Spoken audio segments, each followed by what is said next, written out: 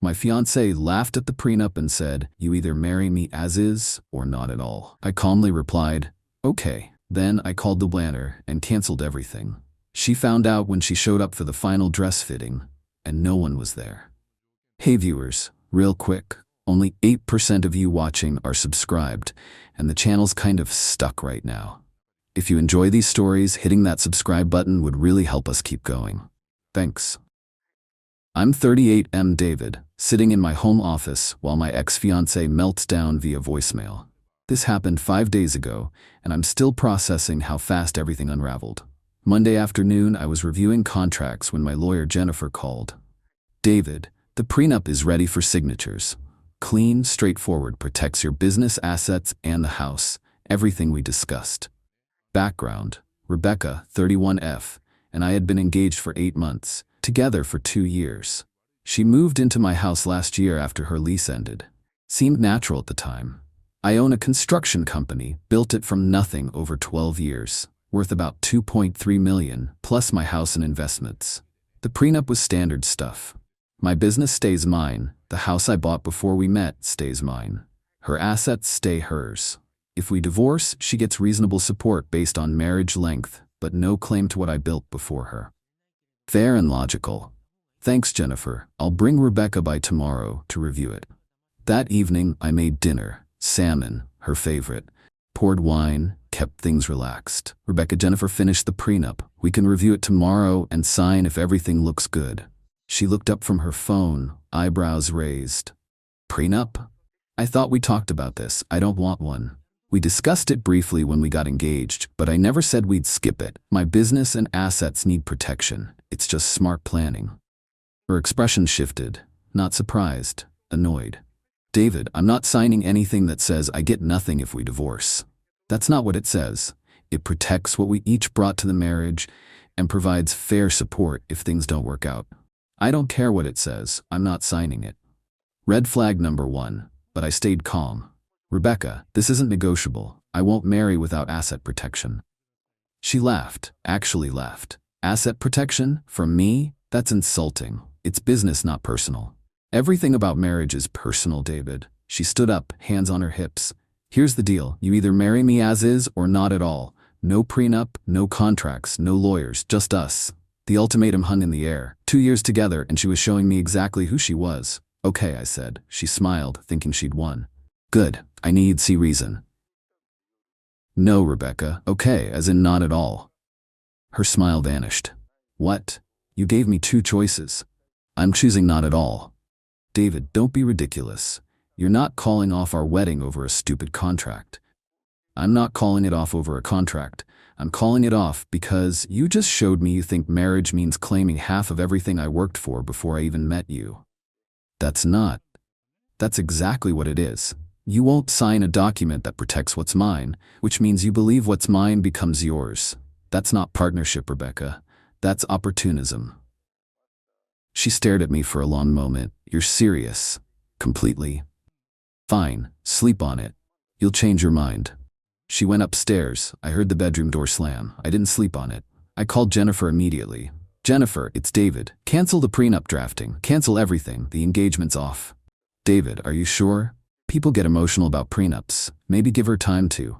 "Jennifer," she laughed at it and gave me an ultimatum. "Marry her as is or not at all. I'm choosing not at all." "Understood. I'll note the file is closed." Next call, the wedding planner Sandra. "Sandra, this is David Mitchell. I need to cancel the wedding."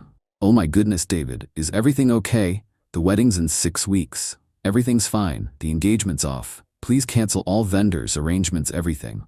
Send me the cancellation breakdown." "David, this will be expensive. You'll lose some deposits, and there will be cancellation fees. Probably around $28,000 total." "I understand. Cancel everything." "What about Rebecca? Shouldn't she be involved in these decisions?" "Rebecca made her decision. I'm making mine." I spent the next 2 hours calling vendors: photographer, band, florist, caterer. The venue was the biggest hit, 15,000 gone. Catering was 8,000. The rest added up fast. Tuesday morning, Rebecca came downstairs acting like nothing happened. "Morning, babe. Coffee's ready." I was at the kitchen table with my laptop working through vendor confirmations. "Rebecca, we need to talk. If this is about last night, I forgive you. The prenup thing was hurtful, but we can move past it. There's nothing to move past. The wedding's canceled. She froze, coffee mug halfway to her lips. What do you mean, canceled? I mean, I spent last night calling every vendor and canceling everything. The venue, catering, flowers, music, photography, all of it. You can't cancel our wedding without discussing it with me. You gave me an ultimatum. I accepted it. I didn't mean cancel the wedding. I meant drop the prenup. That wasn't the ultimatum you gave me. You said marry you as is or not at all. I chose not at all. Her face went red. This is insane. You're throwing away our relationship over money. I'm protecting myself from someone who thinks she's entitled to half of everything I built before I met her. That's what marriage means, David. Sharing everything. No, Rebecca. Marriage means building a life together. It doesn't mean you get to claim what I spent 12 years building before you existed in my life. She started crying. Real tears, but I didn't budge. Where am I supposed to go? This is my home too. This is my house, Rebecca. Your name isn't on anything. You can stay through the weekend to find a place, but this engagement is over. You can't just kick me out. I'm not kicking you out. I'm ending our engagement. You're welcome to stay a few days while you figure things out, but we're not playing house anymore. She stormed upstairs, slammed the door, started making phone calls. I heard her crying, ranting to someone about me being unreasonable. Friday was quiet. Rebecca barely spoke to me, just shot dirty looks and made snide comments. Saturday, she left early, said she was going dress shopping with her sister. I didn't correct her that there was no dress to shop for. Sunday evening, my phone started ringing. Unknown number. David, this is Michelle, Rebecca's sister. What the hell is wrong with you? Hello, Michelle. What can I do for you? Rebecca showed up to her dress fitting today, and no one was there. The bridal shop said the appointment was canceled. She's hysterical. The wedding's canceled, Michelle. I told Rebecca that Tuesday morning. You can't just cancel someone's wedding. I can cancel my wedding, which is what I did. Do you have any idea how humiliating this was for her?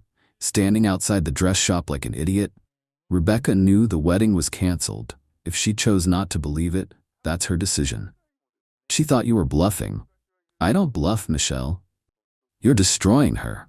She's been planning this wedding for months. She destroyed it herself when she refused the prenup and gave me an ultimatum. Over a stupid contract. You're willing to throw away 2 years for a piece of paper? I'm willing to protect 12 years of work from someone who thinks marriage means claiming what she didn't earn. Michelle hung up on me. An hour later, Rebecca came home sobbing. The dress shop was closed. There was no appointment. I looked like a complete fool.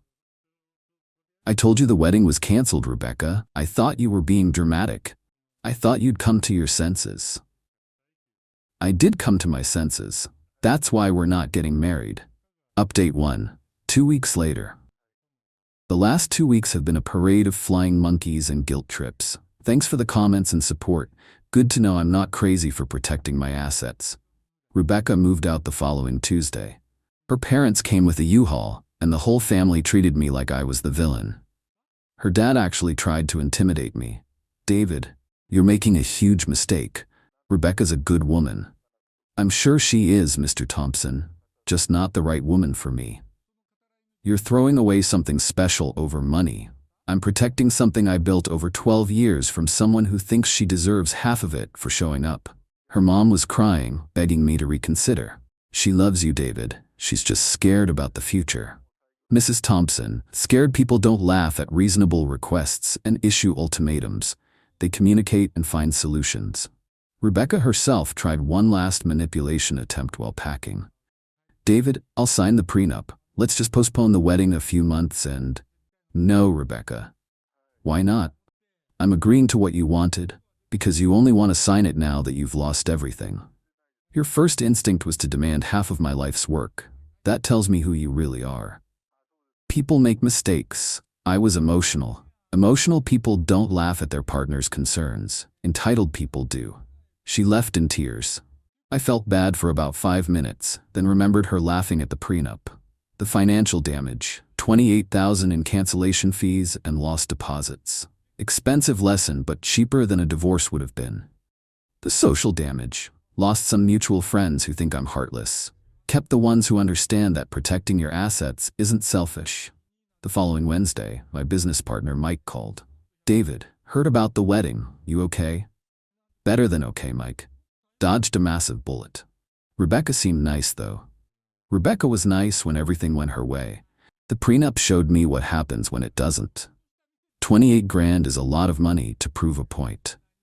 28 grand is nothing compared to losing half my business in a divorce. Thursday, Rebecca's best friend Sarah called me. David, Rebecca is devastated. She's staying with her parents, crying constantly. I'm sorry she's upset, Sarah, but this was her choice. Her choice? You canceled her wedding. After she refused to sign a prenup and told me to marry her as is or not at all. That prenup was insulting. She felt like you didn't trust her. Trust isn't the issue, Sarah. Smart business practices are. I don't trust anyone with my financial future. That's why I have insurance, contracts, and lawyers. Marriage isn't a business transaction. Parts of it are, Sarah.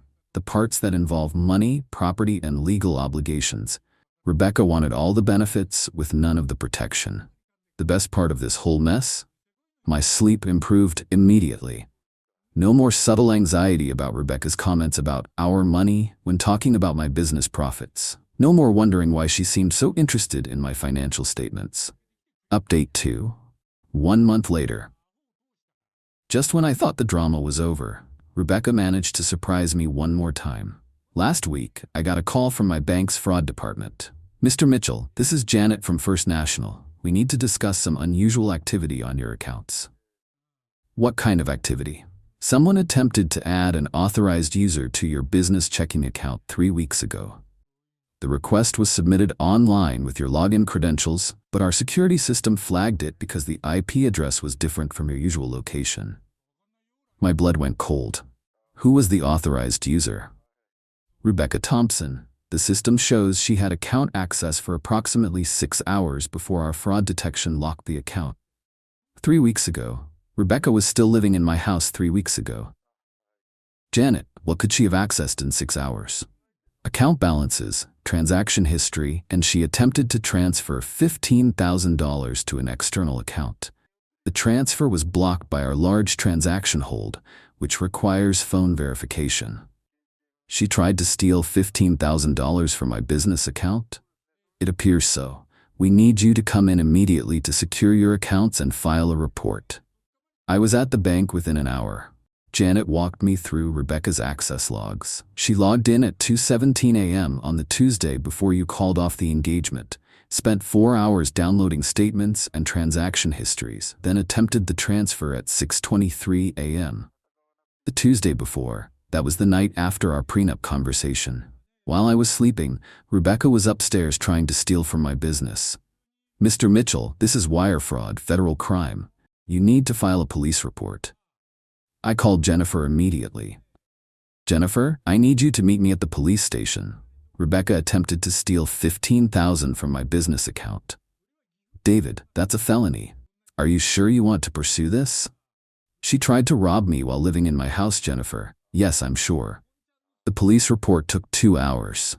Detective Williams was thorough. Mr. Mitchell, do you have any idea how she obtained your login credentials? She lived with me. I sometimes worked from home, might have typed passwords while she was around. She's tech-savvy, works in social media marketing. The attempted wire transfer suggests premeditation. This was an impulse. She planned it. Detective, what happens now? We investigate. If the evidence supports charges, we'll issue a warrant. Friday, I changed every password, closed old accounts, opened new ones. The bank's cybersecurity team walked me through additional protections. Saturday, Rebecca called me. First time since she moved out. David, I heard you went to the police. Hello, Rebecca. How did you hear that? My friend works at the bank. She said there was some mix-up with our accounts. Our accounts. Even now, she couldn't help herself. There's no mix-up, Rebecca. You attempted to steal $15,000 from my business. That's not what happened. I was just checking to see if you'd been hiding money from me. By trying to transfer it to yourself? I wasn't going to keep it. I was proving a point.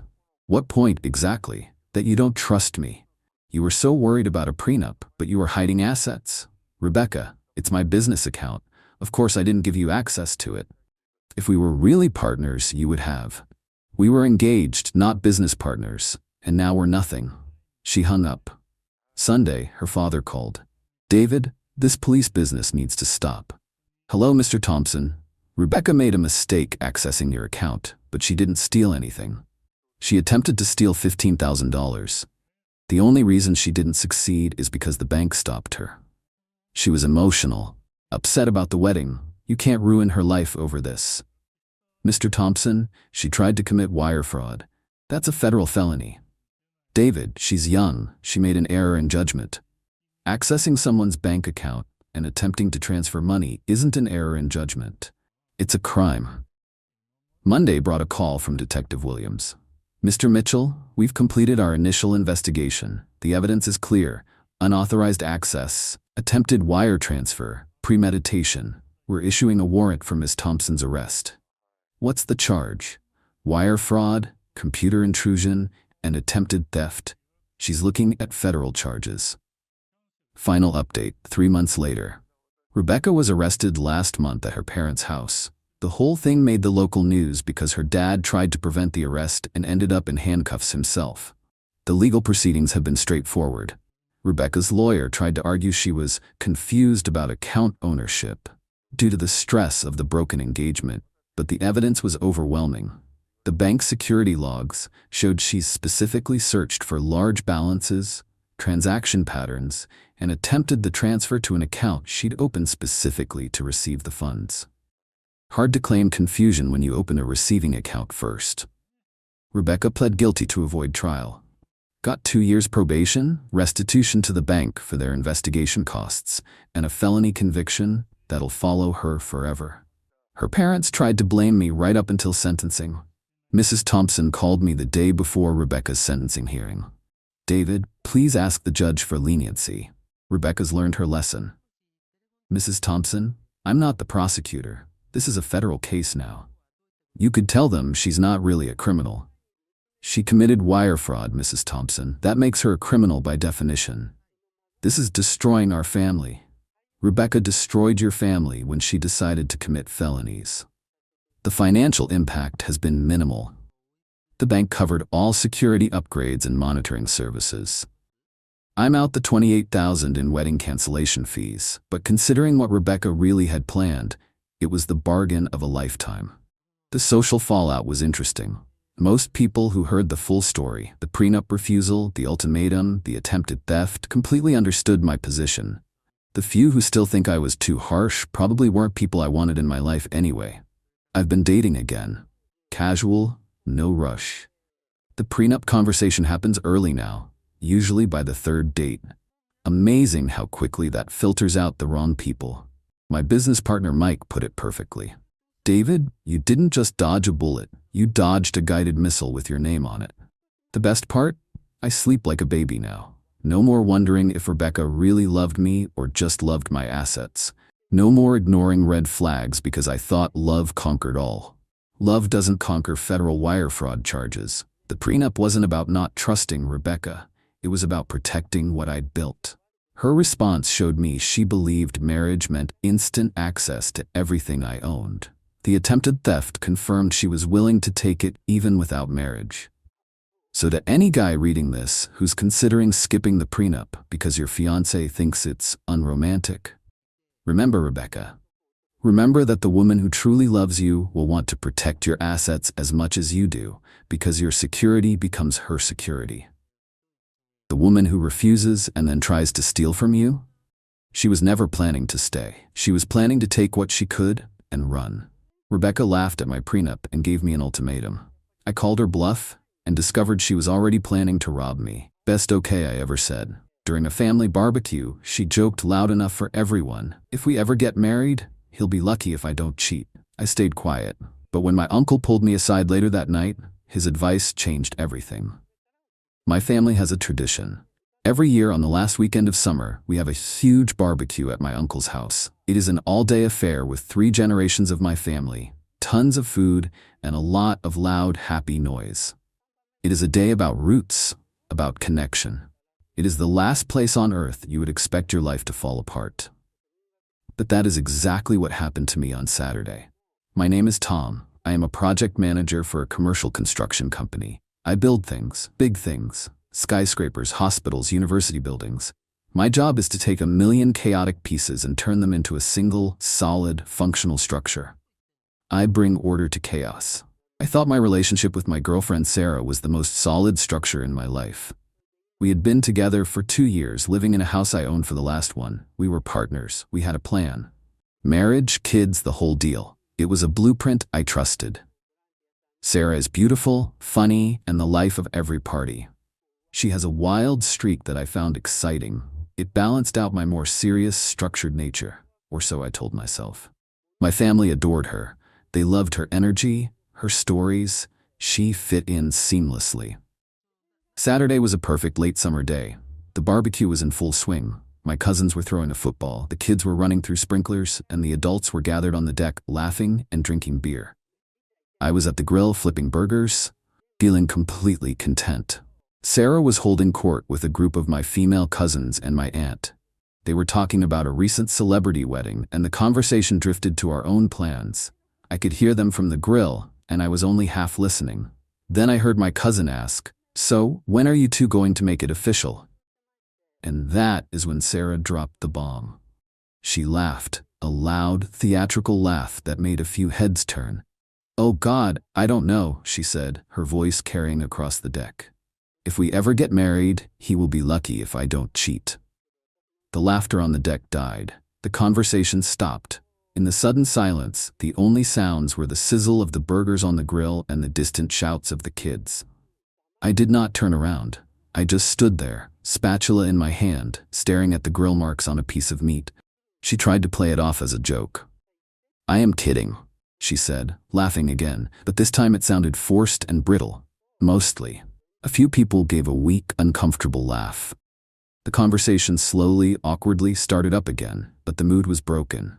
The perfect summer day now had a dark cloud hanging over it. I stayed quiet. I did not look at her. I did not say a word. I just kept grilling, my movements calm and methodical. Inside, a storm was raging. It was not just the disrespect, it was the public nature of it. She had not just insulted me, she had announced to my entire family that our relationship was a joke to her. That my commitment was something she considered optional.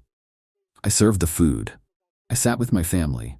I talked and laughed and pretended that I had not just heard the woman I loved detonate the foundation of our life. Sarah kept shooting me little looks, trying to gauge my reaction. I gave her nothing. I was a blank wall. Later that night, as the party was winding down and people were starting to leave, my Uncle Frank pulled me aside. Frank is my dad's older brother. He is a retired cop, a man who has seen the best and worst of people. He does not say much, but when he does, you listen. He led me over to the edge of the yard, away from the tiki torches and the lingering guests. He looked me in the eye, and his face was serious. "I heard what she said," he said, his voice a low rumble. I just nodded. "You are a good kid, Tom," he continued. "You are solid. You build things to last. That woman, she is not built the same way. She is all flash, no foundation." He paused, looking back at the party where Sarah was now laughing with my aunt, as if nothing had happened. "You are angry," he said. It was not a question. You want to go home and have it out with her. You want to yell and scream and maybe even break up with her tonight. He was right. That was exactly what I wanted to do. "Don't," he said, his voice firm. "That is what she expects. That is the game she wants to play. A big, dramatic fight where she can cry and apologize and call it a stupid joke, and you will forgive her because you love her. And then she will know she can get away with it. She will know she can disrespect you. And the only consequence is a little bit of drama." He put a hand on my shoulder. "A woman who jokes about cheating is not joking.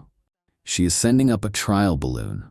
She is testing your boundaries. She is telling you exactly who she is.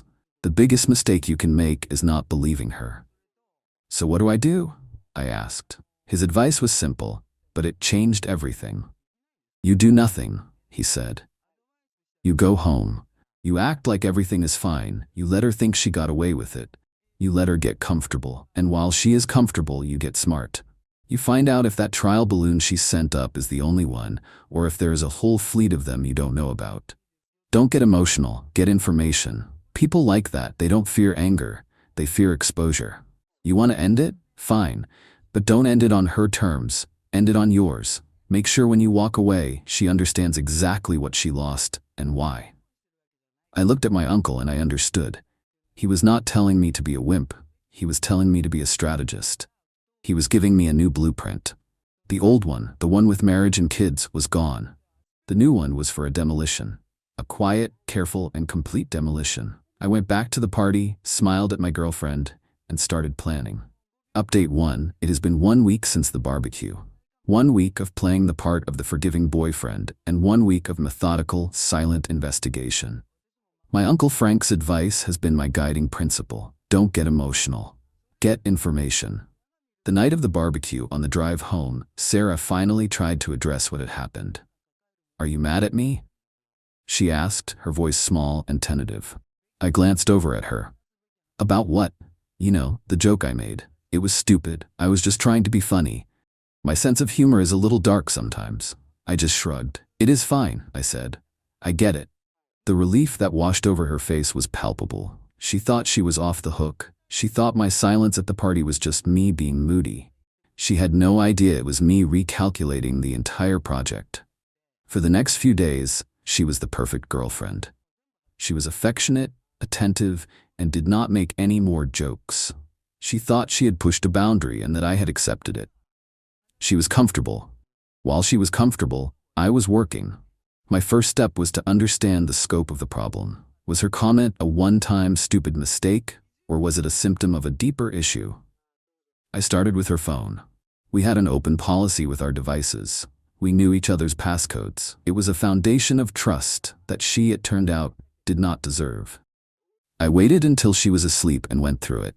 I was not looking for a smoking gun. I was looking for patterns. I did not find any explicit texts from other men. She was too smart for that. But I found something more telling. I found a pattern of deletion. Her text threads with certain male friends were suspiciously clean. There were gaps in the conversations, missing days. Her call logs showed calls to these same numbers, but the corresponding texts were gone. A person with nothing to hide does not meticulously scrub their conversations. The most interesting find was a group chat with her 3 best friends. The chat was called the Escape Committee. I scrolled back for months. It was a running commentary on their lives, their relationships, and their plans for the future. And it was a goldmine. They talked about me. A lot. They referred to me as the Warden or Mr. Stable. They talked about my boring life, my predictable schedule. Sarah's posts were the most damning. She complained about feeling trapped. She talked about wanting more excitement. And then I found the conversation from the day before the barbecue. One of her friends had asked if she was really ready to settle down with me. Sarah's reply, "God, no. But the setup is too good to leave right now. He is a great safety net while I figure out what I really want. And what I really want is not a guy who spends his weekends installing a new sprinkler system." Another friend replied, "You've got to be careful. He is not dumb. What if he figures it out?" Sarah's response made my blood run cold. "He will not. He trusts me completely. I could probably cheat on him, and as long as I smiled and told him I loved him, he would believe me. He is just lucky I have not bothered yet." There it was. The joke from the barbecue was not a joke at all. It was a slightly rephrased version of her true feelings. It was a test, just like my uncle said. She was testing the waters, seeing how much disrespect I would tolerate. I took screenshots of the entire conversation. I saved them to a secure cloud account.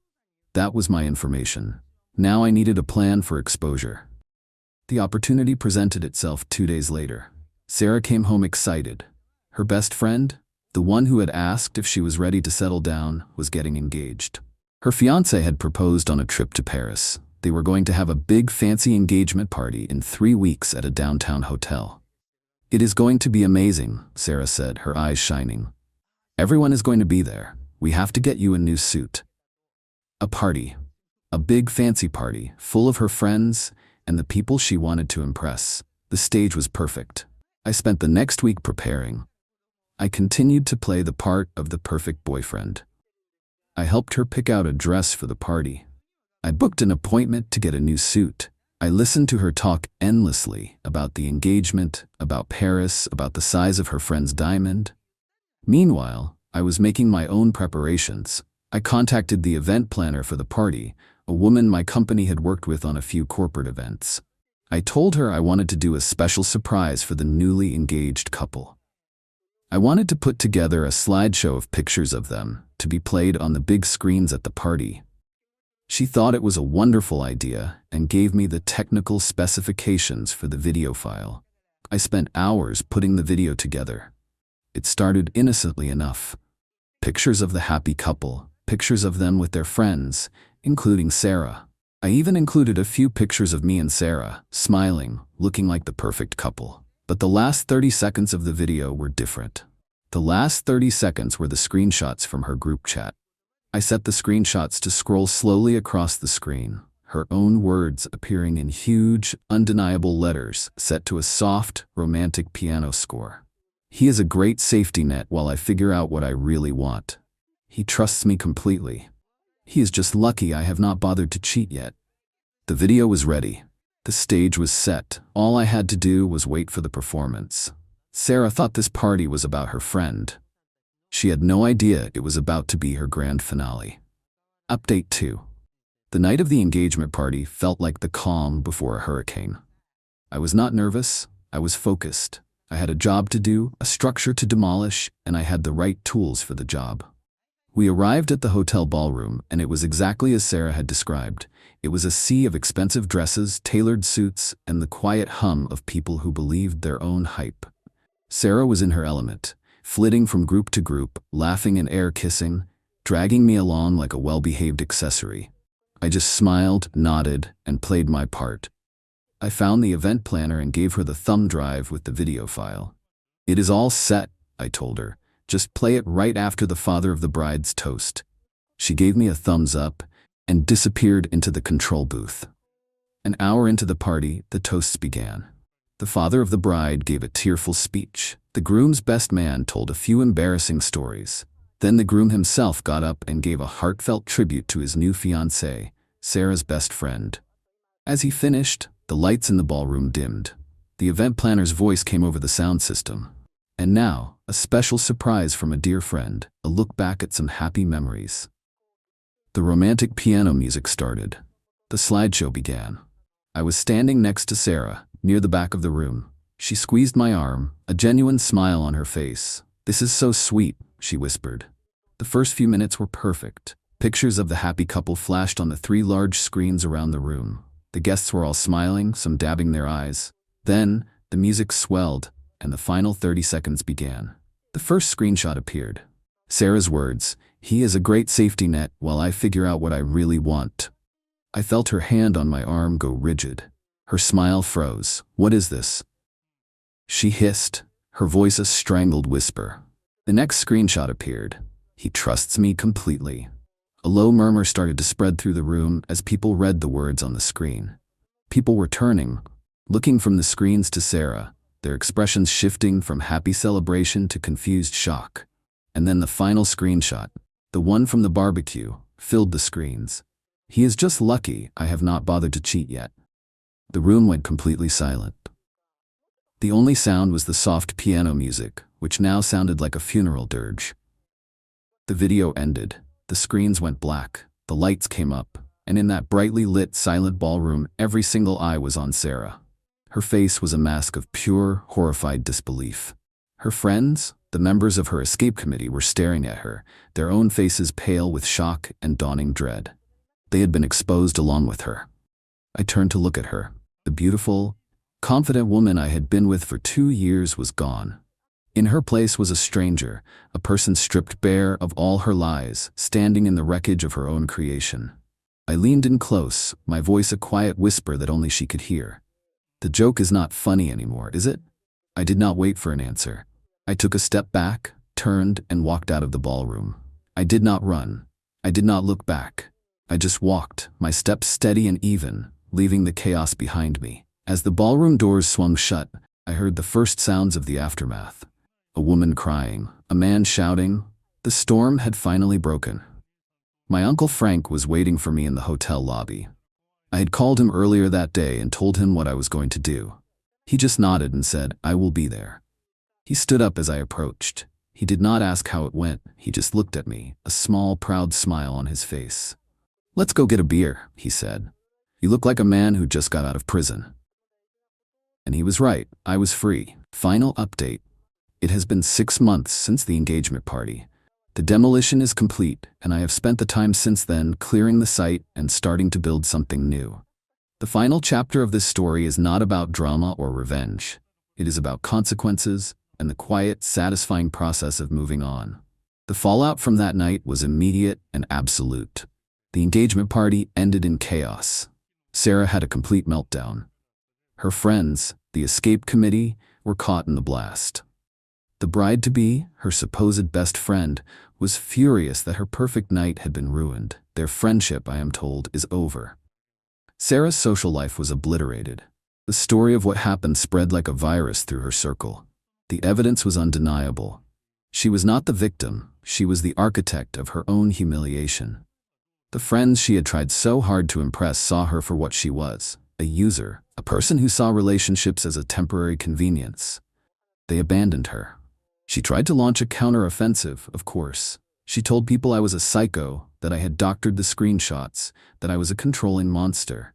But it did not work. My reputation was solid. And her own words, displayed for all to see, were too damning. She lost her job. It turned out the fiancé of her friend, the groom from the party, was a partner at the marketing firm where she worked. He did not fire her directly. He did not have to. The work environment became so toxic, so full of whispers and sideways glances, that she was forced to resign. She had to move out of my house, of course. I had already packed her things. She sent her father to come and get them. I was not there. I left the boxes in the garage. Her father, a man I had always respected, did not even look me in the eye when I saw him briefly a few weeks later. The shame was too great. She is now living in a small apartment across town. She is working a low-level job, trying to rebuild her life. She has no friends, no partner, and a reputation that will follow her for a long time. I received one communication from her about 2 months ago. It was a long, rambling email. It was a mix of apologies, accusations, and self-pity.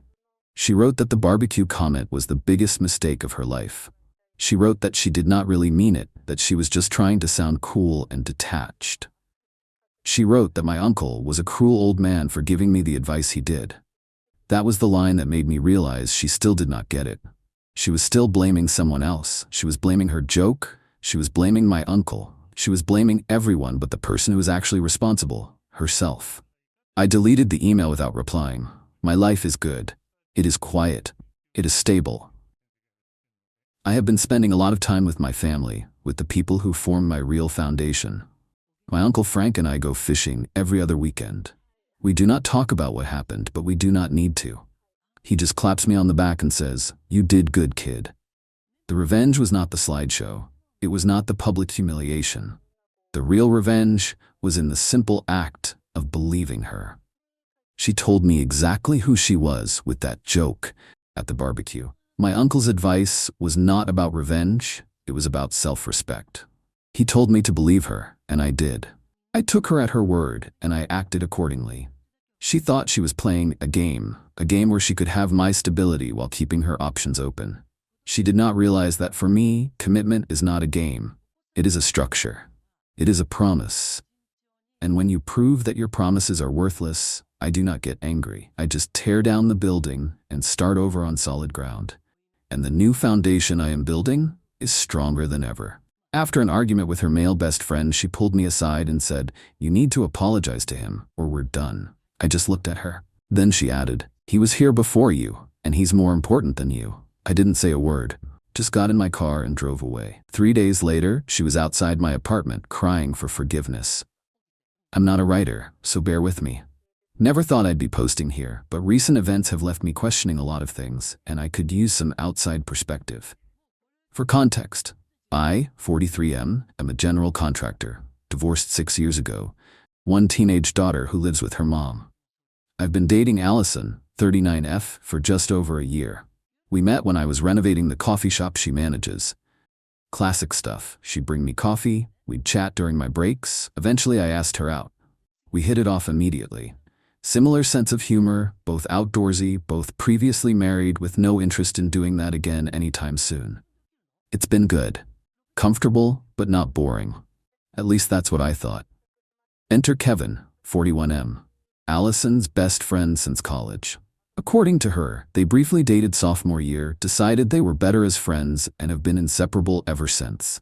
He was the man of honor at her wedding. He helped her through her divorce. He's basically a fixture in her life. I've met Kevin plenty of times over the past year, usually in group settings, game nights, barbecues, birthday parties. He's always been fine. Not particularly friendly toward me, but not openly hostile either. Just kind of watchful, like he's evaluating whether I'm good enough for Allison. I've made efforts to get to know him, but he keeps a polite distance. Here's where things went sideways. Last weekend, Allison hosted a dinner party at her place. Nothing fancy, just a few friends over for steaks on the grill. I arrived early to help set up. Kevin was already there, standing in Allison's kitchen like he owned the place, mixing drinks and giving her cooking advice. No big deal, I figured. They're close, it's normal. The evening was going well. Good food, good conversation. After dinner, we all moved to the back deck. Someone brought up politics, always a mistake, and Kevin and I realized we're on opposite ends of the spectrum. Not extreme either way, just different perspectives. The conversation stayed civil, but it was clear we disagreed. I wasn't being aggressive, just stating my views when asked. But with each point I made, Kevin would look at Allison like he was expecting her to jump in and correct me. When she didn't, his tone got sharper, more dismissive. Finally, after one particularly condescending comment, I said, "Look, man, we can disagree without the attitude. We're all adults here." You'd think I'd slapped him.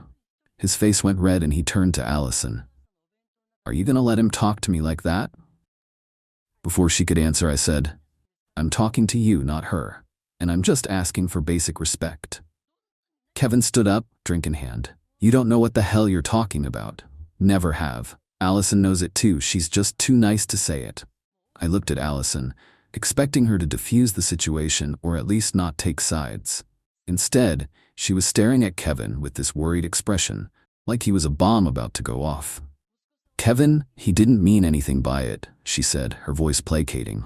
"The hell I didn't," I countered. "I meant exactly what I said. We can disagree without being disrespectful." The deck fell silent. The other guests looked uncomfortable. Kevin set down his drink with exaggerated care. "I think I'm going to head out. Call me later, Ale." Then he walked through the house and left, slamming the front door. Allison immediately got up and followed him inside. I could hear their low voices, but couldn't make out the words. When she came back, she was visibly upset. "What was that about?" I asked when she sat down. "Not now," she muttered, then plastered on a smile for our remaining guests. The rest of the night was strained. After everyone left, I started helping clean up. That's when Allison pulled me into the kitchen, arms crossed. "You need to apologize to Kevin," she said without preamble. I nearly dropped the plates I was carrying. "Excuse me? You embarrassed him in front of everyone. You need to apologize." I set the plates down carefully. "Allison, he was being condescending and dismissive.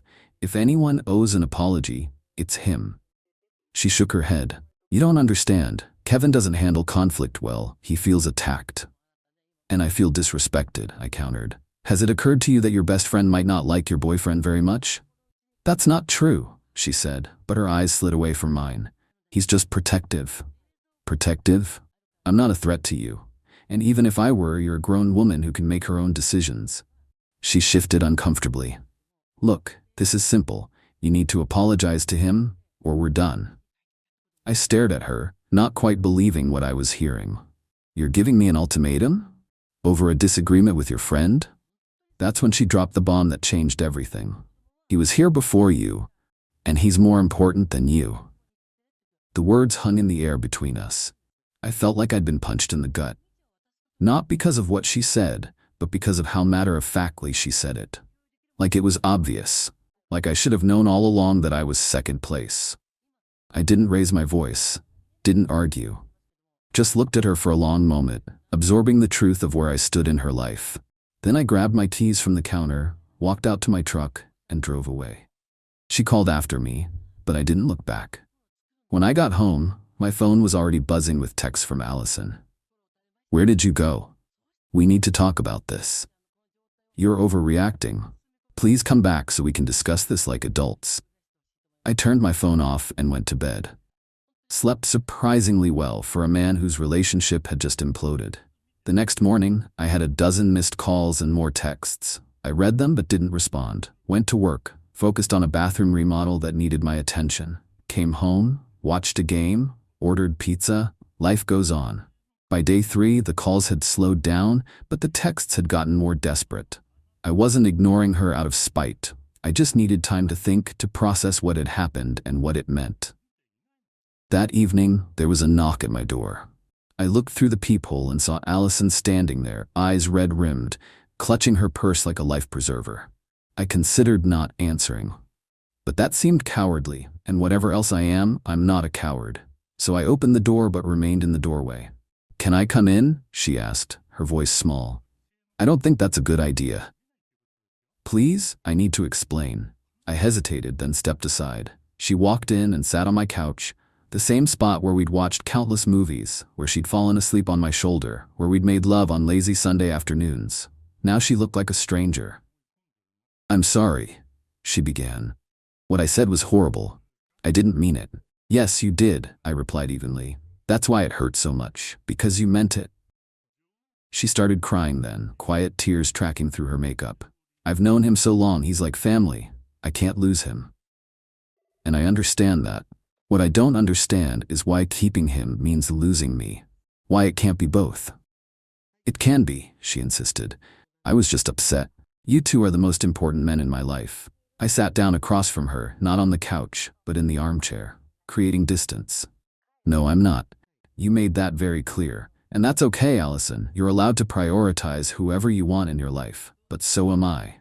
And I can't be with someone who sees me as disposable." "You're not disposable," she cried. "I love you." "Do you? Or do you love how I fit into your life when Kevin approves? Because the moment I disrupted that balance, you were ready to throw me away." She had no answer for that. "Has he always disliked me?" I asked. "Or just since things got serious between us?" She looked down at her hands. "He worries that you'll hurt me, like my ex did. So he appointed himself your permanent guardian, and you've let him." "It's not like that," she protested, but weakly. "Isn't it? Be honest, Allison. Has he ever liked anyone you've dated?" The silence was my answer. "I deserve better than this," I said finally. "And so do you, by the way. A real friendship wouldn't hold you hostage. A real friend would want you to be happy, even if that meant sharing your attention." She started crying harder then. Told me she'd had a huge fight with Kevin after I left, that she'd realized some things about their friendship that had been bothering her subconsciously for years. That she wanted another chance with me. Part of me wanted to give in, to hold her and say we'd figure it out. But a larger part, the part that remembered her cold statement about who mattered more, held firm. "I think we need some time apart," I said.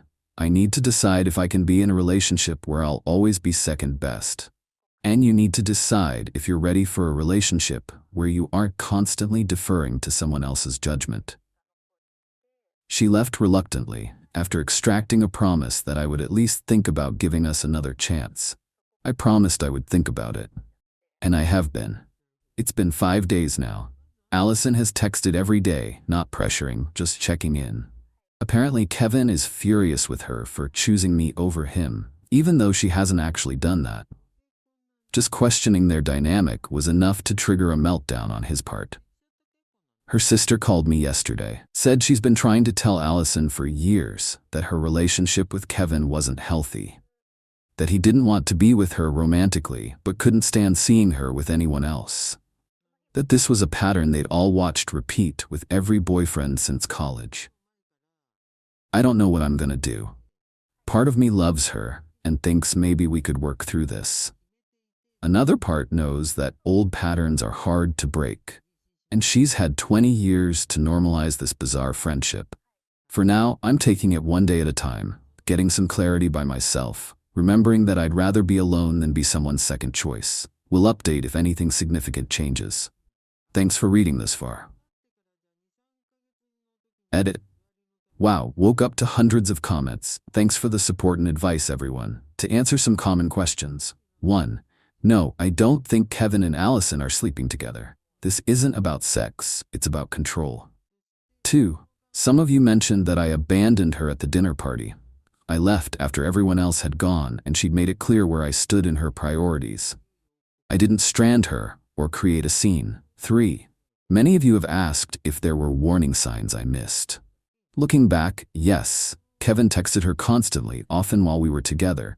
She would always respond immediately. He had opinions about everything from what restaurants we should try to whether I was right for her. And there was that time he crashed our weekend getaway because he was in the area, 2 hours from where he lives. 4. To those suggesting I'm being too hard on her, maybe. But I've been in one relationship where I wasn't a priority. My marriage. It took years of therapy to recognize my worth after that. I won't do it again. 5. And yes, to clarify, we never lived together. Allison has her own apartment across town, which is why she showed up at my door rather than already being there. We discussed moving in together eventually, but weren't there yet. Update 10 days later. Allison and I met for coffee yesterday. Neutral territory, a place downtown neither of us frequents. She looked tired but determined. She spoke first, telling me she'd been doing a lot of thinking and had some revelations about her friendship with Kevin. Apparently, after our argument, she started noticing things. How he subtly dictated her choices. How he created crises when she was focusing on other relationships. How he'd conditioned her to prioritize his feelings above everyone else's, including her own. She showed me texts he'd sent after their fight, manipulative, guilt-tripping messages about how she was throwing away 2 decades of friendship and choosing some contractor over family. Reading them made my skin crawl. This wasn't a friendship, it was emotional hostage-taking. The most telling part was when she admitted that Kevin had hated every man she'd ever dated, had actively sabotaged several relationships, had even told her ex-husband intimate details about her past specifically to create problems between them. And she'd always forgiven him, always maintained the friendship, always put him first. I don't want to live like that anymore, she told me. I've already talked to a therapist. I have my first appointment next week. I told her I was proud of her for recognizing the unhealthy dynamic, but that I needed to protect myself too. We agreed to take things very slowly. Casual dates, no pressure, while she works through her issues with professional help. Kevin, predictably, has escalated. When cutting her off emotionally didn't work, he tried a new tactic, showing up at her workplace, sending flowers, acting like the perfect friend who just wants her happiness. Classic manipulation. To her credit, Allison has maintained firm boundaries. She told him they needed space and that their friendship would need to change fundamentally if it were to continue at all. I'm cautiously optimistic, but proceeding with eyes wide open. Some of you warned me to run for the hills, and I understand that perspective. But I've seen how hard she's working to break free from this dysfunctional relationship, and that counts for something. We'll update again when there's more to share. Update, 1 month later. Things have progressed in unexpected ways. Allison has been consistent with therapy and has maintained boundaries with Kevin, who responded by alternating between love-bombing and rage. Classic abuser tactics. The final straw came last week when he showed up drunk at her apartment, demanding to be let in, yelling that I had brainwashed her. She called the police. They removed him, and she filed a restraining order the next day. It was painful for her, but also clarifying. She told me it was like finally seeing the full picture after years of looking at individual puzzle pieces. She's been connecting with friends she'd drifted away from during Kevin's reign. His possessiveness had slowly isolated her over the years. As for us, we're dating again, taking it slow. I've attended a therapy session with her to better understand how to support her without overstepping. Her therapist explained that breaking free from a codependent relationship is like deprogramming from a cult. It takes time and patience. Kevin has apparently moved on to trying to turn mutual friends against her, with limited success. Most people have seen his true colors now, particularly those who witnessed his behavior firsthand. A few close friends have even reached out to apologize for not saying something sooner. That said, some mutual acquaintances have taken his side, believing his twisted version of events. Allison says that's been difficult but also revealing, showing her who her real friends are. Kevin's workplace, he and Allison work for different companies, thankfully, has also gotten involved after he repeatedly tried to contact her through their business email. Her HR department documented the incidents and helped her establish professional boundaries, including blocking his email domain and alerting front desk security about the restraining order.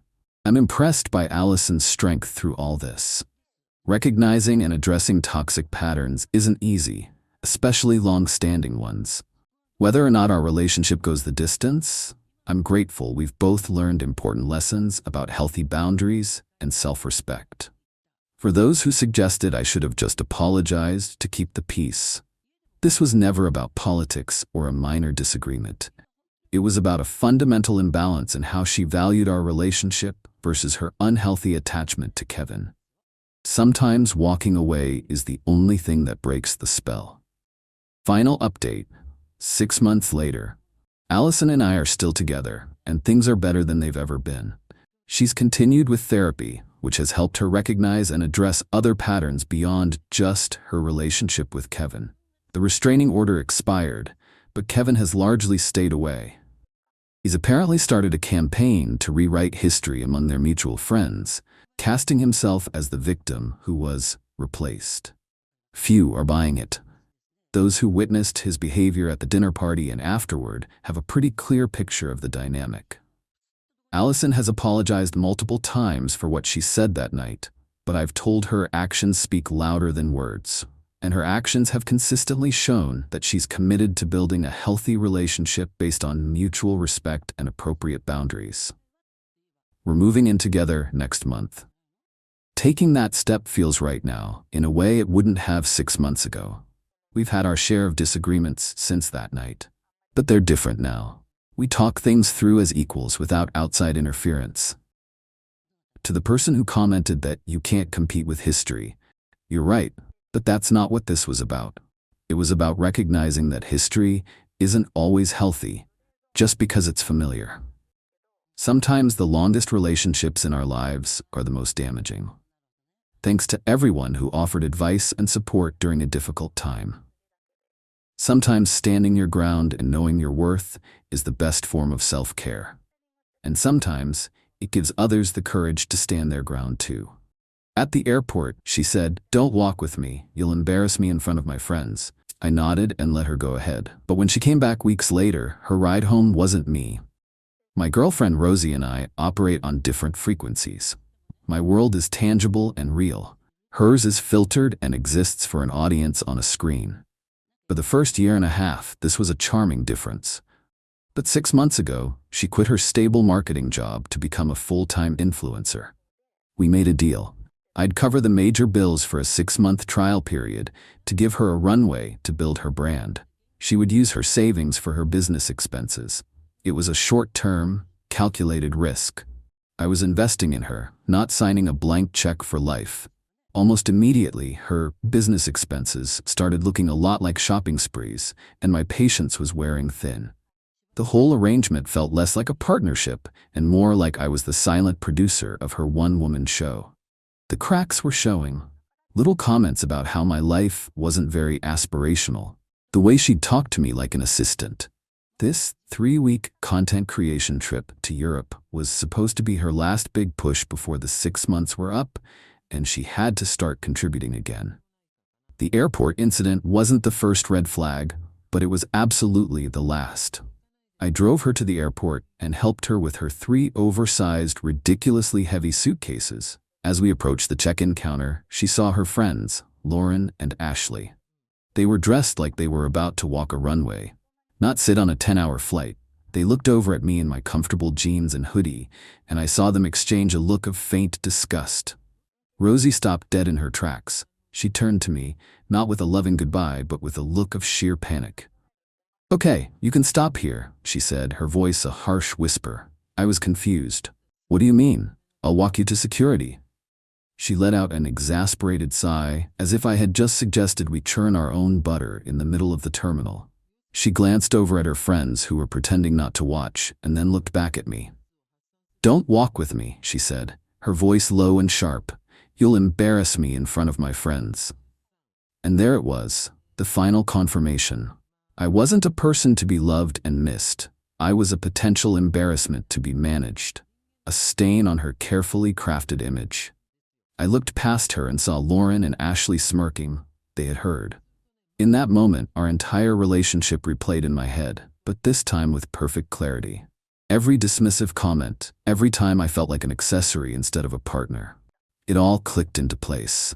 The love I felt for her didn't just die, it evaporated. I didn't get angry, I didn't raise my voice. A strange, almost joyful calm settled over me. I looked at her perfectly made-up face, and I just nodded. "You're right," I said, my voice even and polite. "I wouldn't want to do that." I let go of her luggage cart. "Have a great trip," I said. Then I turned around and walked away without looking back. She stood there, stunned into silence. She was expecting a fight, an argument, some drama she could later recount to her friends. She didn't get it. All she got was my back, walking away, getting smaller and smaller. As I walked out of the airport, I pulled out my phone. She was going to be gone for 3 weeks. That was more than enough time. She was about to get the rebranding of a lifetime. And her ride home definitely wasn't going to be me. Update 1. The drive home from the airport was the most productive hour of my life. The petty, emotional part of me wanted to just go home and throw all her stuff on the lawn. But the part of me that values structure and process knew that this needed to be handled with precision. This wasn't a demolition, it was a careful, deliberate disassembly. My first stop was the dealership where I'd bought the luxury SUV she drove. It was a beautiful car, and she loved being seen in it. It was also a car that was entirely in my name. I walked in, found the sales manager I'd worked with before, and told him I wanted to sell it back. He was a bit surprised, but he knew a good deal when he saw one. By the end of the afternoon, the paperwork was signed, the car was theirs, and a very large check was in my pocket. Step 1, complete. When I got home, the house felt strange. It was filled with her presence. Her clothes were in the closet, her products were all over the bathroom, and her filming studio had taken over the entire spare bedroom. It was a monument to a person who no longer existed in my life. It was time for a renovation. I didn't just want to pack her things. I wanted to erase her. I called a high-end junk removal and deep cleaning service. I explained the situation. I told them I wanted every single item that wasn't mine removed from the house. I wanted the closets emptied, the bathroom cleared, and the spare bedroom gutted. I also wanted a deep clean of the entire house, from top to bottom. I wanted the place to feel new again. They quoted me a price, and I told them I'd pay double if they could have it all done by the end of the next day. While they worked their magic, I focused on the digital side of our lives. I logged into our shared streaming accounts and changed all the passwords. I went through my bank accounts and credit cards, removing her as an authorized user on everything. I also found the login for the website she used for her influencer business. I didn't delete it. That would be too simple. Instead, I went into the back end and changed the contact email and recovery phone number to my own. I was now the silent and sole administrator of her brand. By the next evening, the house was transformed. It was empty, clean, and quiet. The junk removal service had been ruthlessly efficient. Every trace of her was gone. The spare bedroom, once a chaotic mess of ring lights and fast fashion, was now just an empty room, full of potential. But an empty house isn't a home. So I went shopping. I bought a new, comfortable couch that you could actually fall asleep on. I brought out the solid oak coffee table I'd built myself a few years ago and had kept in storage because it didn't fit her aesthetic. I bought a new TV, a bigger one, and a proper sound system. I turned the spare bedroom into a home gym and a workshop for my smaller design projects. My life is built on making real, solid things, and I was finally reclaiming my space to do just that. Over the next 2 weeks, I systematically rebuilt my life.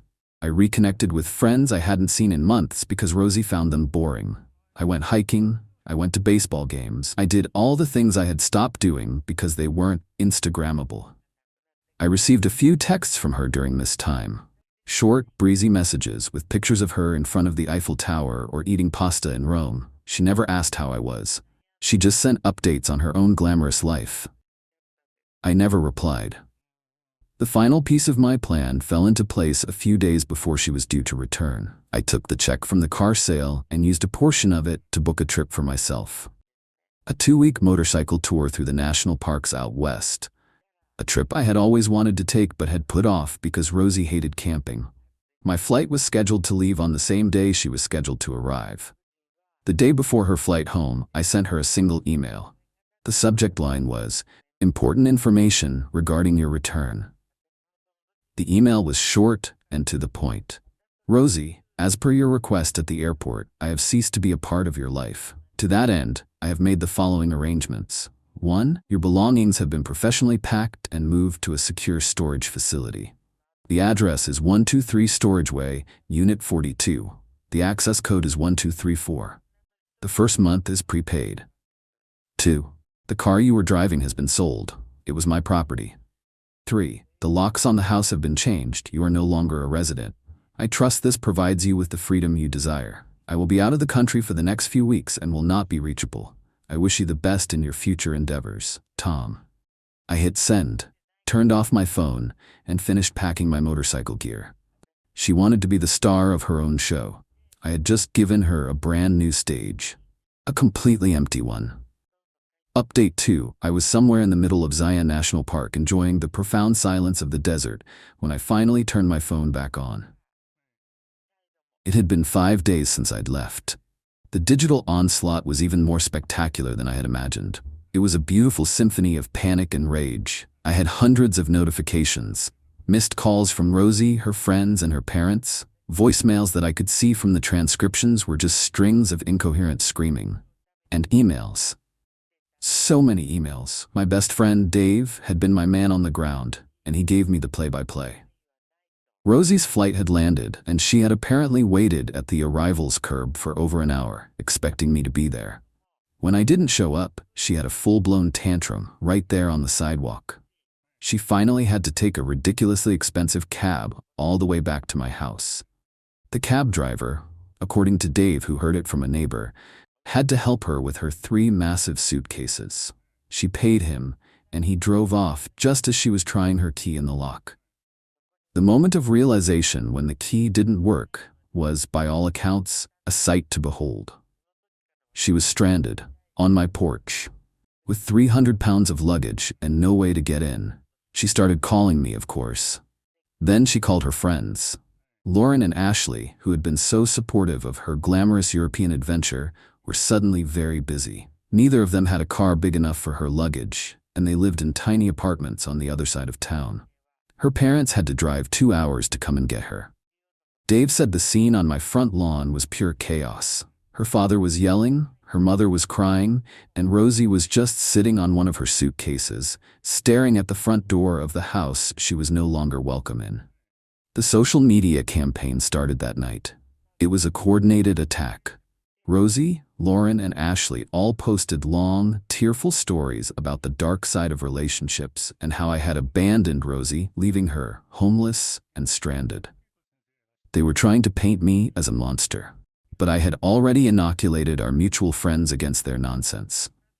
Before I left, I had sent a short, private message to a few key people.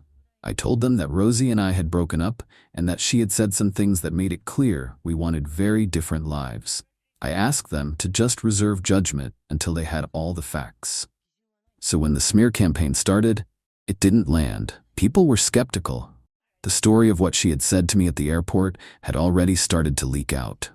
Her narrative of being a blameless victim wasn't holding up.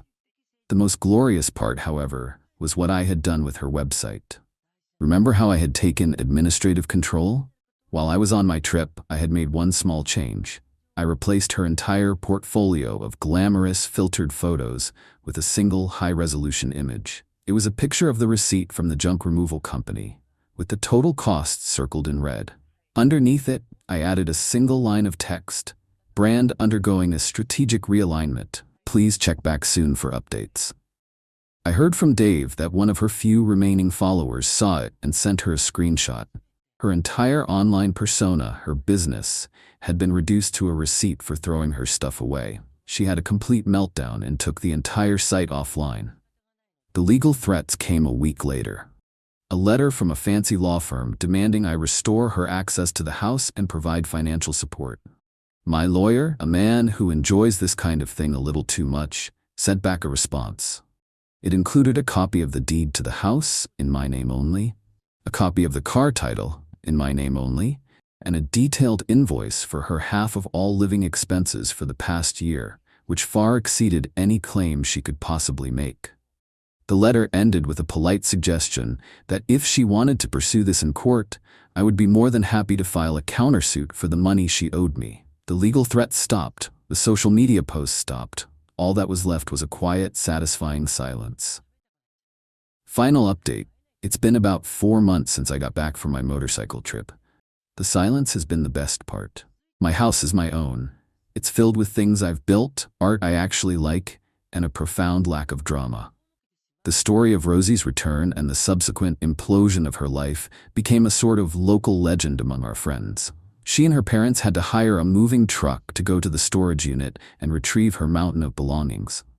I'm told it was a very tense and unhappy family outing. She ended up moving back in with her parents.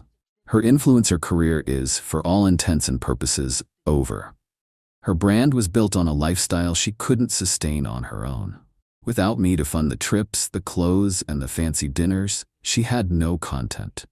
Her feed, once a constant stream of glamorous updates, is now mostly just old pictures and sad, vague quotes about new beginnings. Lauren and Ashley, her loyal friends, are no longer in the picture.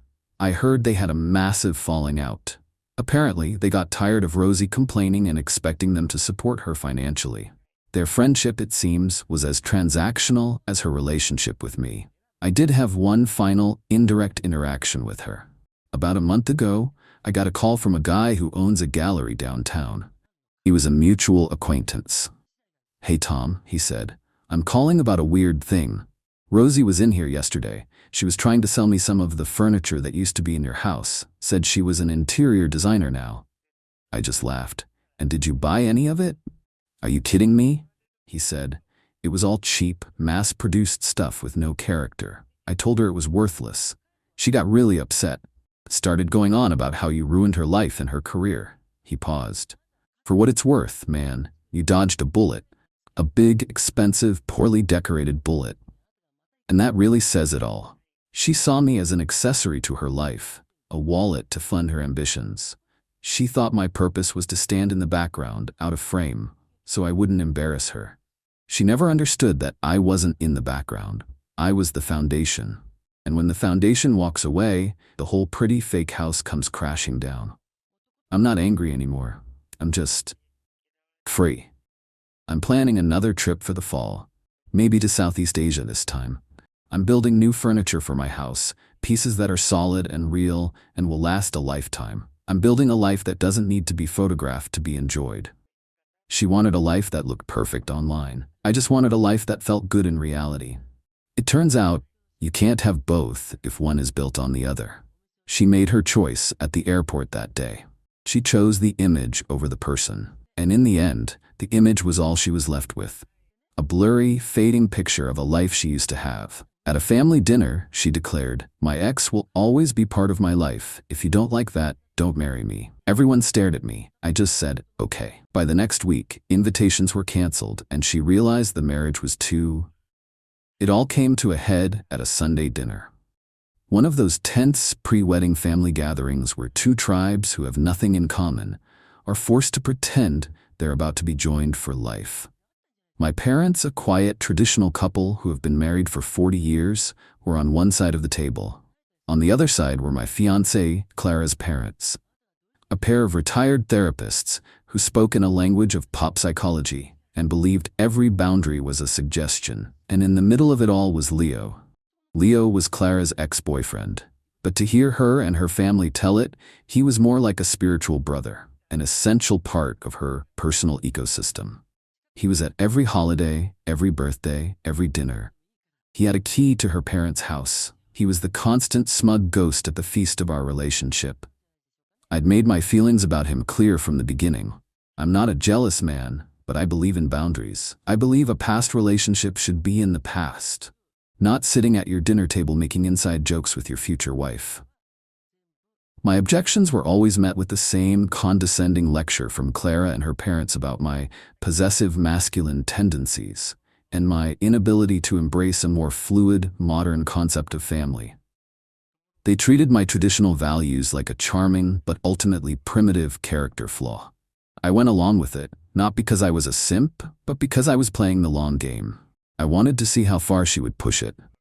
I needed to know if the foundation we were building on was solid rock or just sand.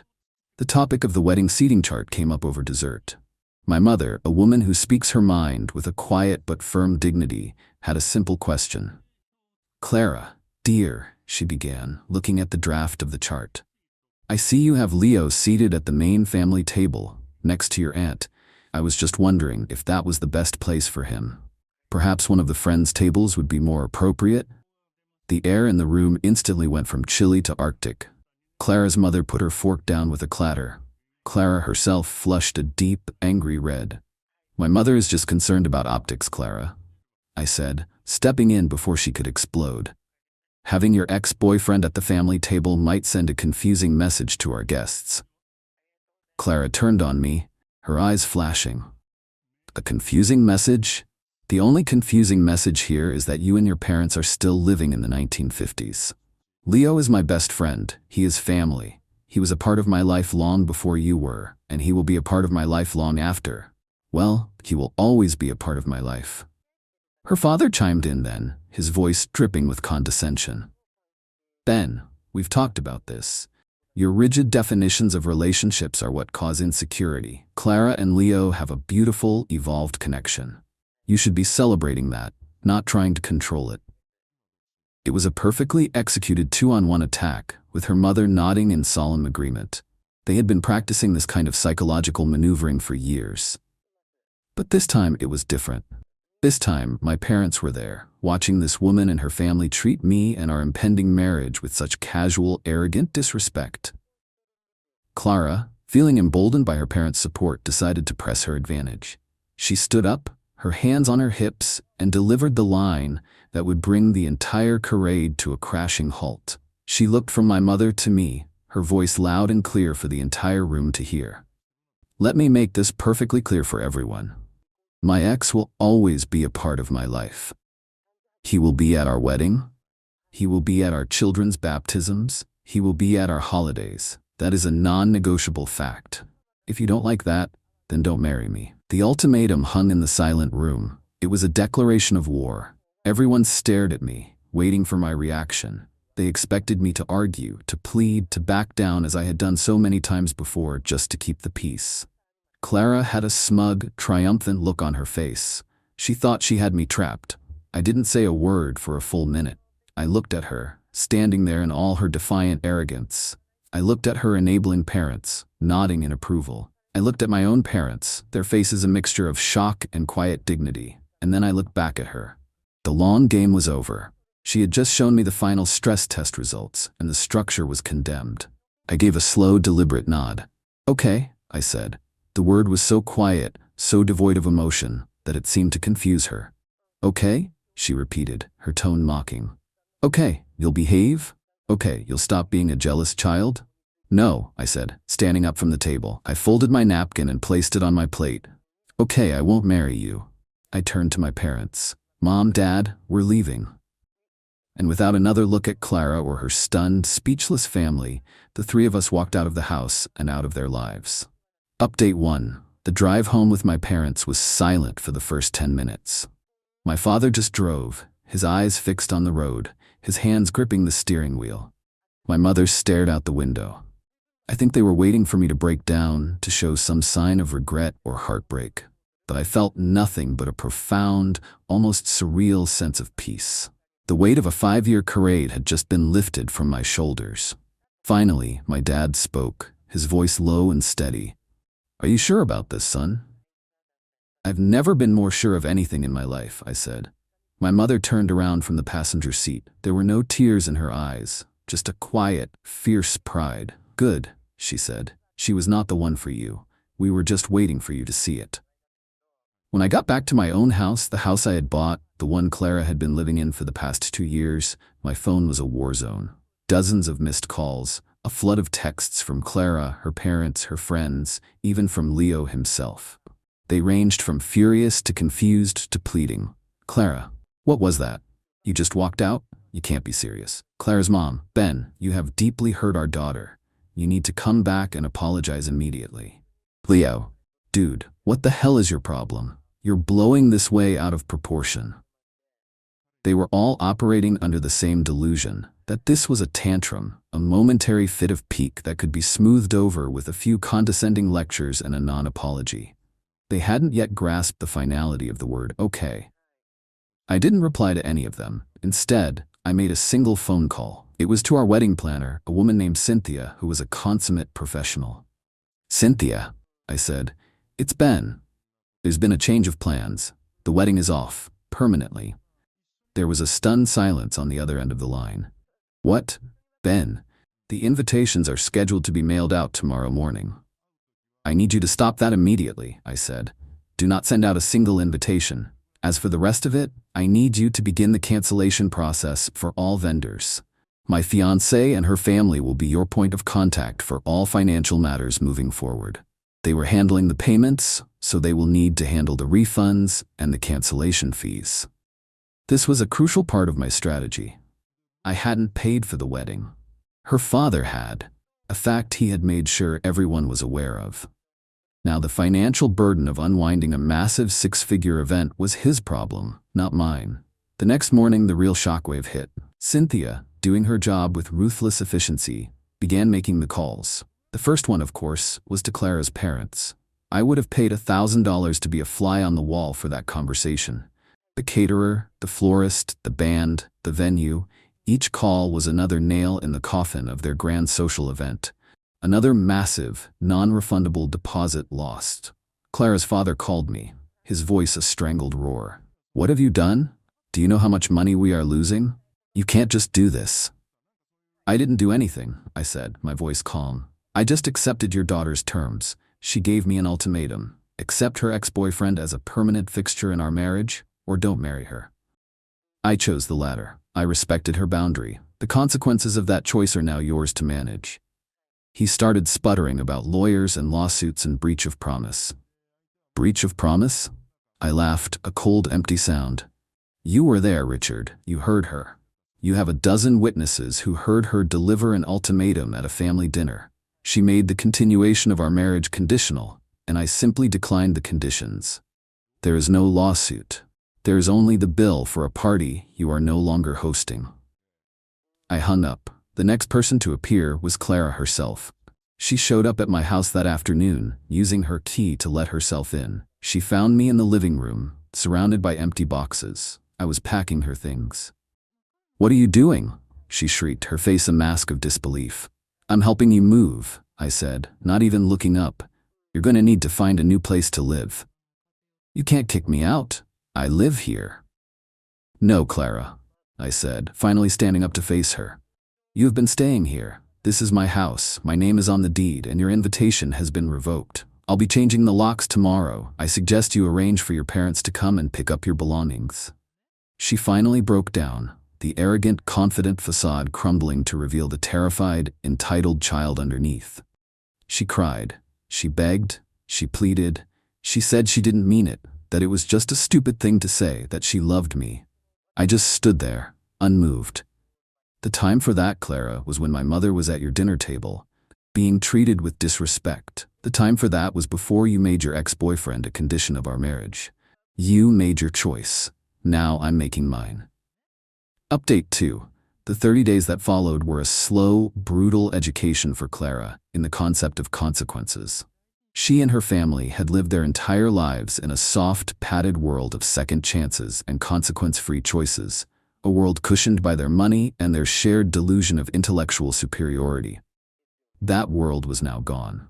The first lesson was financial. Her father, after a week of threats and bluster, finally realized I was not going to contribute a single cent to the financial disaster of the canceled wedding.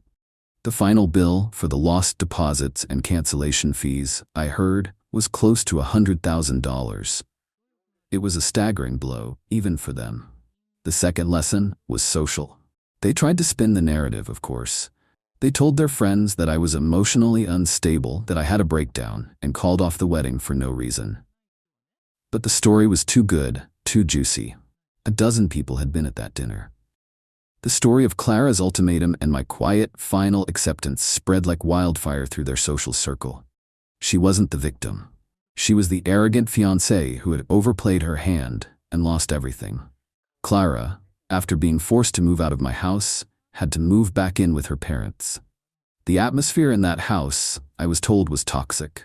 Her parents, facing a massive financial loss and a public humiliation, resented her. They were constantly fighting, the thin veneer of their evolved family dynamic stripped away to reveal the bitter, dysfunctional reality underneath.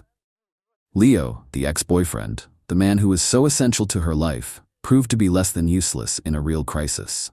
He was a fun accessory for a woman who had a stable, successful fiancé. He was not interested in being the support system for a broke, unemployed, and emotionally volatile single woman. He slowly, quietly began to distance himself. The constant calls and texts stopped. He was busy. He had other plans. He was, in the end, just another fair-weather friend. While her world was burning down, I was quietly rebuilding mine. I took a 2-week trip to Europe, a trip I had always wanted to take but had put off because Clara had no interest in it. I came back feeling refreshed and clear-headed. I focused on my work, landing the biggest project of my career. I reconnected with friends who had drifted away, friends who had never liked the person I became when I was with Clara. I didn't date. I wasn't interested. I was enjoying the peace, the quiet, the freedom of a life that was entirely my own. A life where I didn't have to constantly navigate the emotional minefield of another person's insecurities. The final and most satisfying lesson for Clara came about 6 months after our breakup.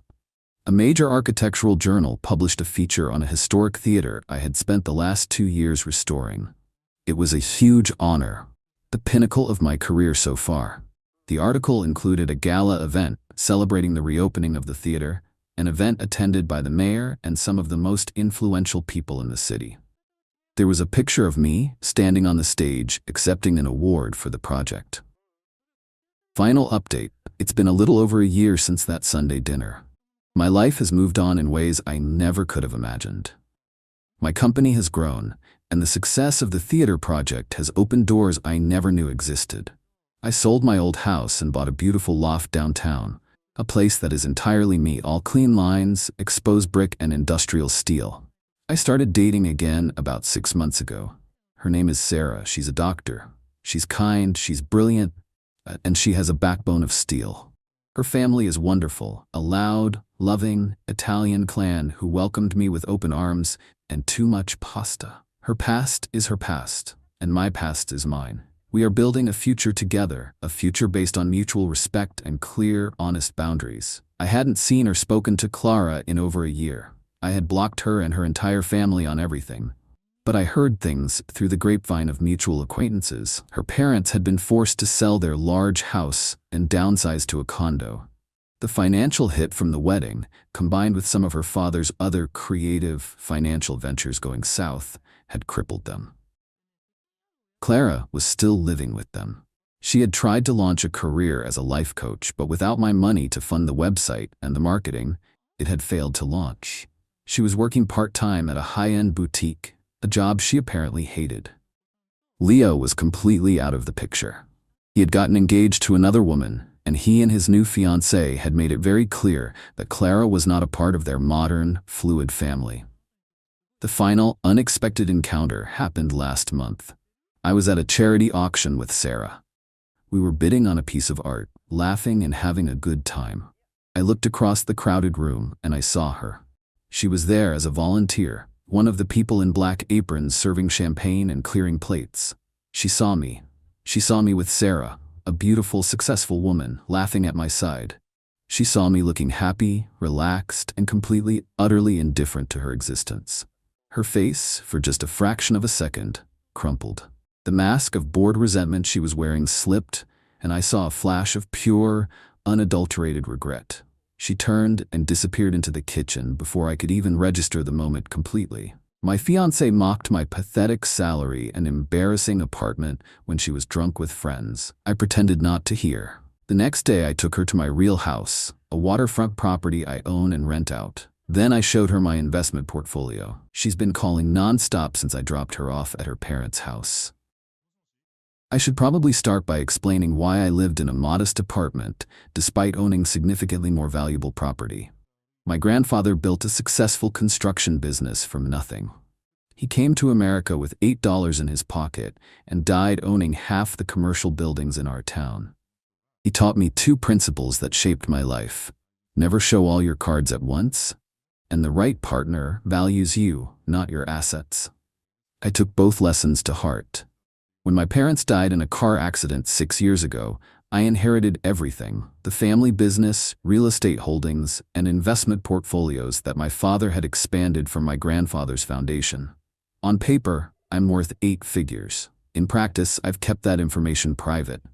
I live comfortably but modestly, drive a 3-year-old Audi instead of a Ferrari, wear a nice but not ostentatious watch. The one-bedroom apartment I've lived in for the past 5 years is in a decent neighborhood, clean and well-maintained, but nothing special. My friends know I'm doing well, but not the extent of it. I've always preferred it that way.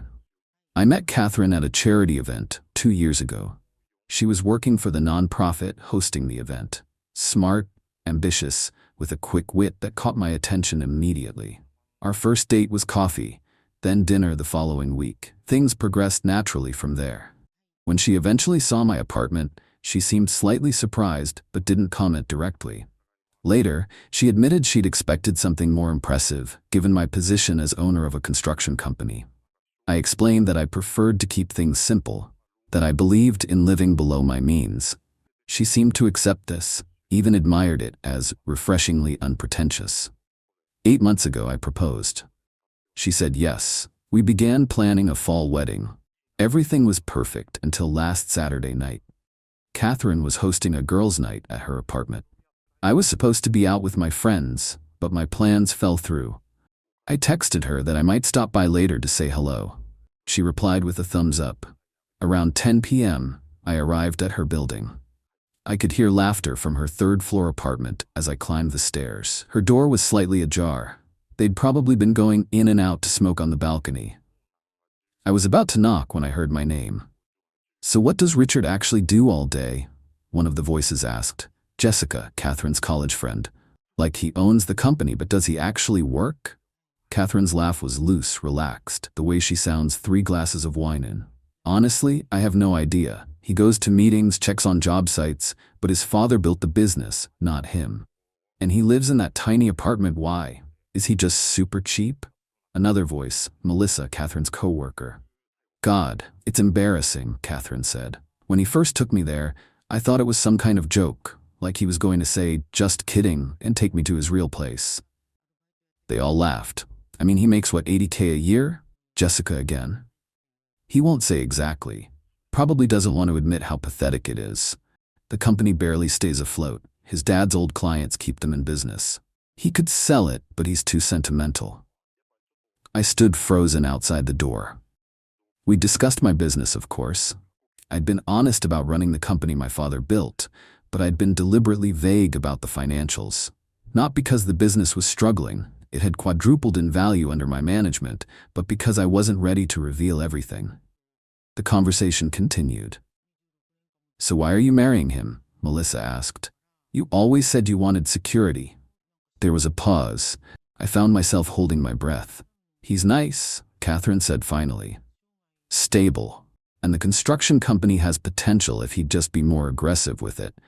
Plus, his family built half the commercial district. There must be some inheritance or property somewhere he doesn't talk about." "So you're banking on hidden assets?" Jessica laughed. "Not banking on it, but it wouldn't surprise me. And anyway, I can help him make something of the business. He needs someone with actual ambition." "If you say so," Melissa said skeptically. "I couldn't handle that apartment. How do you even entertain there?" "Where will you live after you're married?" "We're looking at places," Catherine said. I've been pushing for Lakeview Terraces. He says it's out of our budget, but once we're married, I'll have a better picture of the finances. I'm sure there's more than he lets on. I'd heard enough. I silently backed away from the door and left the building. Walked around the block several times, processing what I'd heard. Then I texted Catherine. Plans canceled earlier than expected, but you guys sound like you're having fun. Don't want to interrupt. See you tomorrow. Her reply came quickly. Oh, wish you'd come by. See you tomorrow, babe. I went home to my embarrassing apartment and made a decision. The next morning, I picked Catherine up as planned for what she thought was a brunch date. She was slightly hungover, but in good spirits. No mention of last night's conversation, of course. Change of plans, I said. There's something I want to show you before we eat. She raised an eyebrow but didn't object. 20 minutes later, I pulled into the driveway of a 4,500 square foot waterfront home with floor-to-ceiling windows and a wraparound deck. Whose house is this? She asked, taking in the luxury SUV in the driveway and the manicured lawn. Clients of yours? Mine, actually, I said casually, punching a code into the security gate. I've owned it for about 5 years. She stared at me, then at the house, then back at me. What are you talking about? I own this house. I rent it out to a surgeon and his family. They're away this weekend, so I thought I'd finally show you. Her expression was priceless. Confusion, disbelief, then the dawn of realization. You own this place? But you live in a one-bedroom apartment. Yes. I parked in front of the 3-car garage. Would you like to see inside? The tour took 20 minutes. Every feature, the gourmet kitchen, the home theater, the primary suite with its absurd bathroom, the dock with space for a 40-foot boat, seemed to render Catherine more speechless. She trailed behind me, occasionally touching things as if to verify they were real. Finally, in the book-lined study overlooking the water, she found her voice. Richard, I don't understand. Why would you live in that apartment if you own this? This is an investment property, I explained. It generates income. I own 7 others like it. 7? She whispered. Well, not exactly like it. Each property is different. I have commercial buildings as well, 4 downtown, 1 in the University District, and a small apartment complex on the north side. She sank into one of the leather chairs, her face pale beneath her makeup. How much are you worth? I didn't answer directly. Instead, I opened my laptop, logged into my investment account, and turned the screen toward her. Her eyes widened as she saw the number. 8 figures, not counting the real estate holdings. This is separate from the construction company, I clarified, which, by the way, has tripled its commercial contracts in the past 4 years and is anything but barely afloat. Her head snapped up, eyes suddenly wary. What do you mean? I heard you last night, I said quietly. At your apartment. The door was open, and I was about to knock when I heard you talking about my pathetic salary and embarrassing apartment, about how you'd help me make something of my family's business. The color drained from her face. Richard, I was drunk. The girls were pressuring me. I held up a hand. The interesting thing is, you weren't wrong about there being assets I hadn't disclosed. You were just wrong about why. I closed the laptop. My grandfather taught me to never show all my cards at once and to make sure any partner valued me, not what I owned. Of course I value you, she protested, tears forming. This doesn't change anything. It changes everything. I interrupted, my voice still calm. You see, I've been considering whether to sell this house. The couple renting it is interested in buying. Now I know I should, but not for the reason you might think. She looked confused. I should sell it because you know about it now, I explained, and I prefer to own things you don't know about. The full impact of what I was saying hit her then. She stood up shakily. You can't be serious? You're breaking up with me because of some stupid drunk comments? I'm breaking up with you because you're marrying me for potential access to assets you suspected existed. Assets you planned to get a better picture of once we were legally bound. That's not a partnership, Catherine. That's a business transaction. I closed my laptop and secured it in my briefcase with a combination lock. Years of handling sensitive business information had made digital security second nature to me. I never left financial information accessible, even briefly. That's not fair, she said, tears now falling freely. I love you. You love who you thought I could become with your guidance, not who I am. The drive back was painfully silent. Instead of taking her to her apartment, I drove to her parents' house. They weren't particularly close, but I knew they were home. This conversation needed to be final, and I didn't want to risk her showing up at my apartment later. As we pulled up, she turned to me. "You're making a huge mistake." I misspoke. It was the wine talking. "No," I said quietly.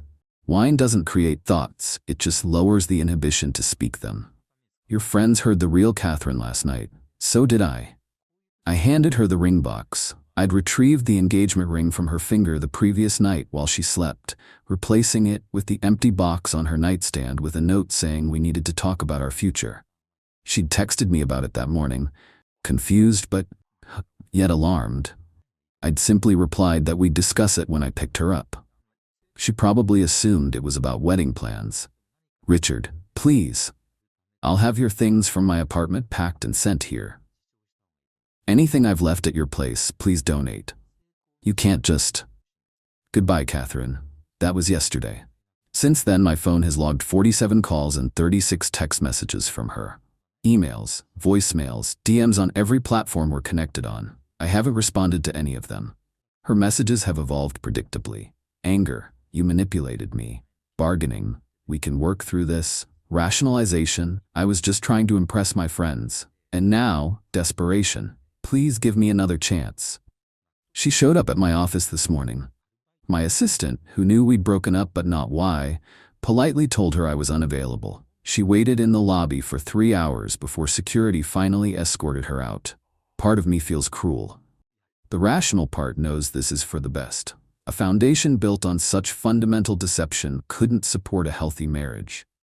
I've canceled the venue and notified the key people involved in wedding preparations. Most have been understanding. Some, primarily her friends, have texted angry messages. Apparently I've humiliated her. Perhaps I have, but I'd argue she humiliated herself. Last night, I sat on the deck of my waterfront house. The surgeon and his family won't return until next week, watching the sunset and reflecting on my grandfather's wisdom. The right partner values you, not your assets. Catherine failed that test spectacularly. This morning, I spoke with a real estate agent about listing my apartment. Time for a change of scenery. Not to display wealth or status, but because there's no longer a reason to maintain the test. The next woman I date will see the real me from the beginning, financially and otherwise. The irony isn't lost on me that Catherine was right about one thing. There was more to my finances than I let on. Just not for the reasons she assumed, and certainly not for her to access and direct. My phone buzzes with another call from her. I silence it and turn back to the water. Some lessons are expensive. This one cost her a relationship and a lifestyle she didn't know was within reach. It cost me time and trust. I'm not sure which of us paid more. Edit, this blew up more than expected. Some clarifications based on comments. 1. Yes, I probably should have been more transparent about my financial situation earlier. I recognize that keeping this information private for so long wasn't entirely fair. The apartment wasn't a test. Originally, it was where I lived when my parents died, and I stayed partly from inertia, partly from desire for privacy. 2. Several people have asked if there were red flags before this incident. Looking back, there were subtle indicators. Her pushing for expensive restaurants when I suggested more modest options, comments about upgrading my wardrobe, suggesting I needed to be more aggressive in business without understanding our strategy or market position. 3. No, I'm not just looking for a woman who doesn't care about money. Financial compatibility is important. What I want is someone who values financial responsibility, who can discuss money openly without seeing me as an ATM or a project to be managed. 4. To those saying I overreacted, perhaps. But remember, this wasn't just about her being embarrassed by my apartment. It was about her explicitly stating she was marrying me, in part to access assets she suspected existed, planning to get a better picture of the finances after marriage, and believing she needed to help me make something of my family's business, all while mocking my perceived financial status to her friends. Update. 2 weeks later, Catherine's campaign to reconcile has intensified. She sent a handwritten 12-page letter, explaining she'd been insecure about our future, that her friends made her feel inadequate about our lifestyle. She showed up at the waterfront house yesterday. Apparently, she'd followed me there once during our relationship when she was concerned about where I was going. The tenants were confused, but turned her away. Her parents called, apologizing for her behavior and asking if we could all meet to talk. I declined politely. Her father hinted that they'd always thought I had potential, which only confirmed I'd made the right decision. Meanwhile, I've made an offer on a new place. Not ostentatious, but a substantial upgrade from my apartment. 3 bedrooms, downtown views, walking distance to my office. With the contract pending, I've started packing up my apartment, ready for this next chapter. More importantly, I've started being more transparent with friends about my financial situation. Not flaunting wealth, just not actively hiding it either. It feels surprisingly liberating. Catherine's most recent text, "You're punishing me for not being a mind reader. How was I supposed to know your real situation if you deliberately hid it?" I finally replied, "It wasn't a test until you failed it. I wasn't hiding wealth, I was waiting to share it with someone who loved me regardless." She hasn't responded to that. Perhaps she finally understands. Final update, 6 months later. Life has settled into a new pattern. I completed the purchase of my downtown condo and moved in 3 months ago after some custom renovations. I've sold 2 investment properties to expand the business and have been more authentic in all my relationships. Catherine eventually stopped contacting me after I had my lawyer send a formal request. Through mutual friends, I heard she's dating a doctor now, apparently making sure to verify his financial status up front this time. The waterfront house is still being rented by the same surgeon and his family. They decided not to buy after all. Sometimes I go there when it's vacant between tenants, sit on the deck, and think about how differently things might have gone. My grandfather would probably say I dodged a bullet. I think he's right, but it still leaves a mark.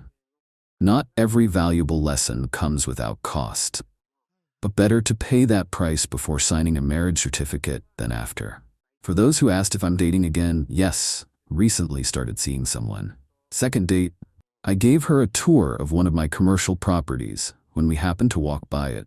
Her response, "This is very impressive, but does this mean all our dates will include real estate tours? Because I was hoping for mini golf next time." I think Grandpa would approve.